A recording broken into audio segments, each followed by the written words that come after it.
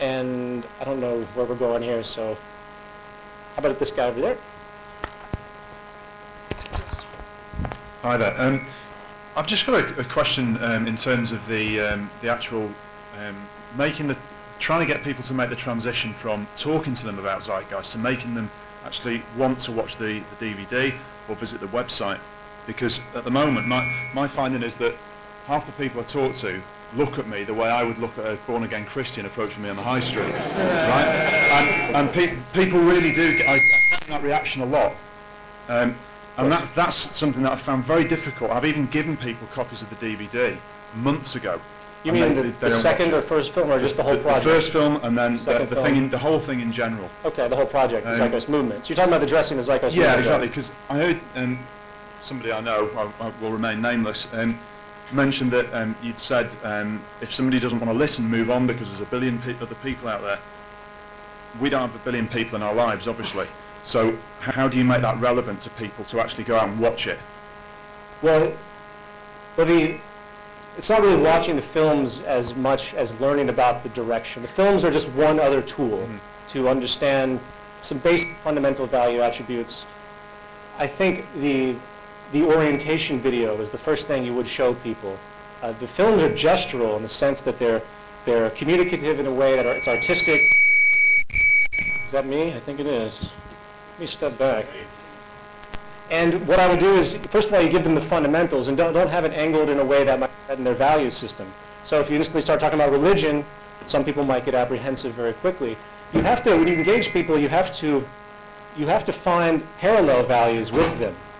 So if I was to speak with a Christian, I would start talking about egalitarian Christianity. I would talk about the attributes of Christianity that actually support equality, all the things that the Jesus character supposedly talked about that no one practiced. Jacques Fresco was asked by Larry King many years ago what he thought of Christianity, and Jacques Fresco said, "I think it's great. Are they going to put it into practice?" And granted, Christianity is a massive subject. You have all sorts of hideous, violent attributes in the Old Testament, and then the New Testament was sort of this redeeming quality. So anyway, you approach them on the positive values that they understand. If I was to approach a Nazi with this information, I would have a very difficult time from many angles. So what I would do is I would approach, hopefully maybe they're a Nazi that works in the machine world. So I would start talking about technology. You know, I don't talk about equality. I would talk about equality with a Christian first. I wouldn't talk about technology.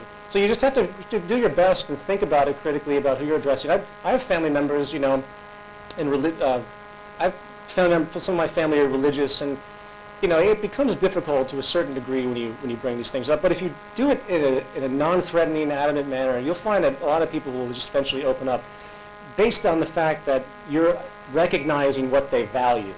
And that's really what it comes down to. You can't just tell people something. I think I've said this before. You have to make them understand it. On the Zeitgeist movie website, I said, don't take anything in this film as the truth. Truth is not told, it is realized. And the point being is that I can tell people things all day, but until they go through do the work themselves, figure it out, it's not gonna click. I actually have another part to that question, which I hope is equally as relevant, which is, I don't know if you're aware of the politics in this country. Most people might laugh when I say this, but we've had an awful lot of problems recently with government expenses and scandals. And sure. What's amazed me about that is that while everyone's been outraged on an individual level, there's been nothing done about it. Of course not. No one cares. It's just been kind of swept under the carpet. The subject's been changed with something that's more relevant, like swine flu or whatever. That's what the media does. You know, and that's what the media's job is. And I'm wondering, from your perspective, why you think it is that people just kind of turn a blind eye or don't really care, or because they're told what to believe. People, as I pointed out thoroughly in this presentation, I hope, people are conditioned to believe what they believe by the dominant structure that they're born into. So if you see the horrors of 1 billion starving people that are on their path to death on the television, you can just change the channel and watch a reality TV show.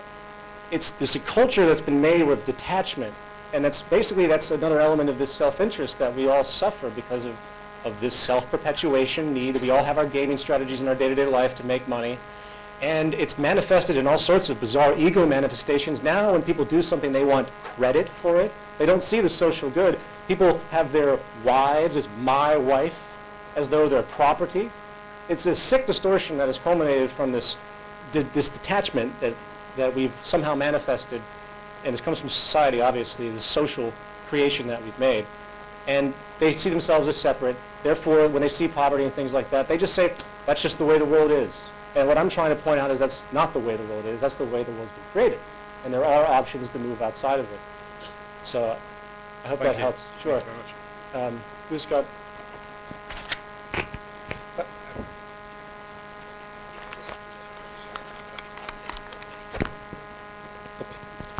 Okay. Sure. First of all, I would like to thank you very, very much for being great guests. Thanks. Thanks.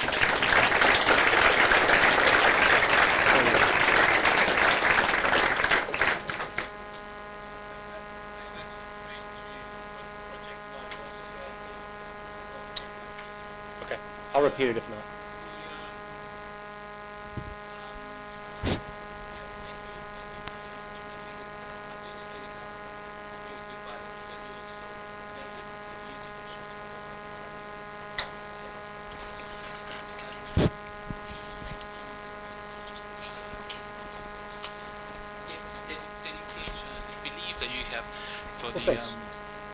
For the movement.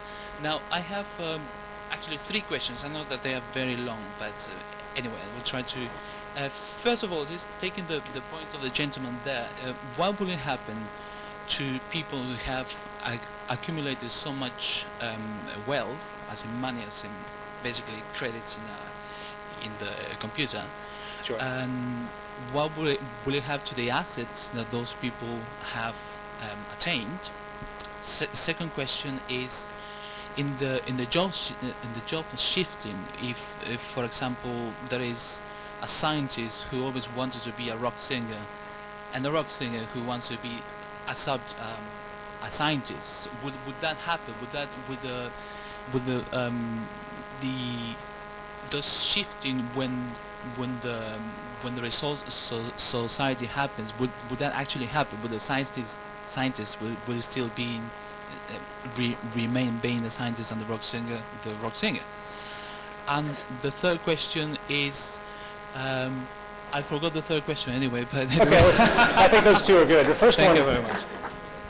The first question: what do we do if the movement gets large enough and we go up against someone like Warren Buffett, the 2nd richest man in the world, 1st or 2nd richest man in the world?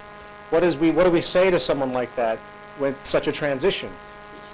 The real issue comes down to, there's 2 sides to it. Either they have some whim of morality, they feel utterly embarrassed by the wealth that they've accumulated. Once they see the social zeitgeist turn, once they see the ethos transform, to see a culture that isn't based on materialism and type A, seeking more and more and more, and nothing's ever enough, and that's the culture that's been created. Once they see that turn, we won't look up to these people anymore, and there'll be a guilt, I think. There'll be an embarrassment that'll be created. And that's a difficult subject. And if they don't do it, then you have the power of the masses to protest them out of existence.